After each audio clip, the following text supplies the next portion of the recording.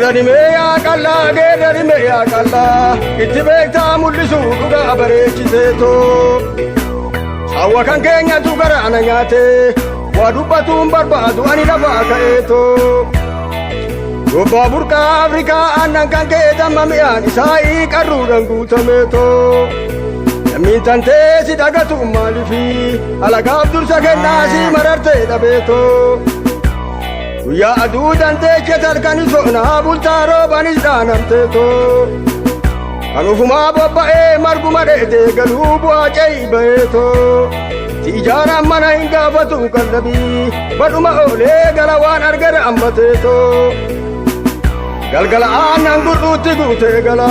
hin elmatti haatisaa waati itti baafatteetoo aannan namaa kennita yaa gaadolee badachaa tokko malee ofii carraaqqatteetoo kan igiruun dhufin madda dirree Afrikaa kan calqabaan argamte asitti uumamteetoo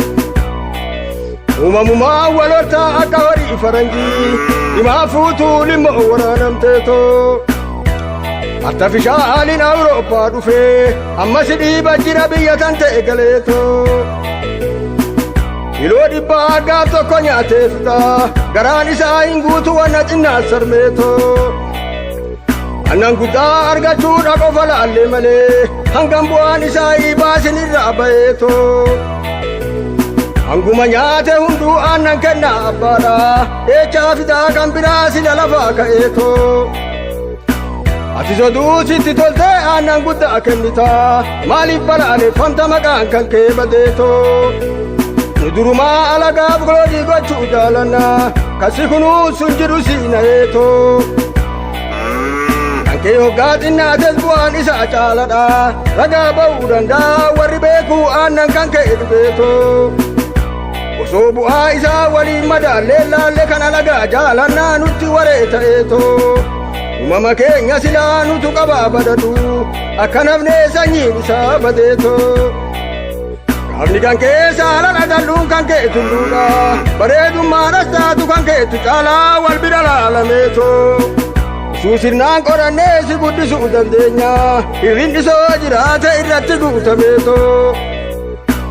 waa yeroodhaa malee maaliif kan yaaduu dinnee achi fageessineetoo alaa dhufaa nama dhiibaa hin beekna hafinnaadha sodaadhe sanyiin kan kee badeetoo wanta alaa dhufe biqiltuudhaa dadhabnee balleechuu fi dhalattee lafumarraa gatteetoo haala horiin hin nyaatu ittiin ta'uu qoricha bifa bareeddi malee akkanuma allatteetoo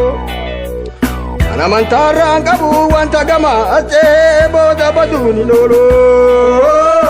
teenya galaafateetoo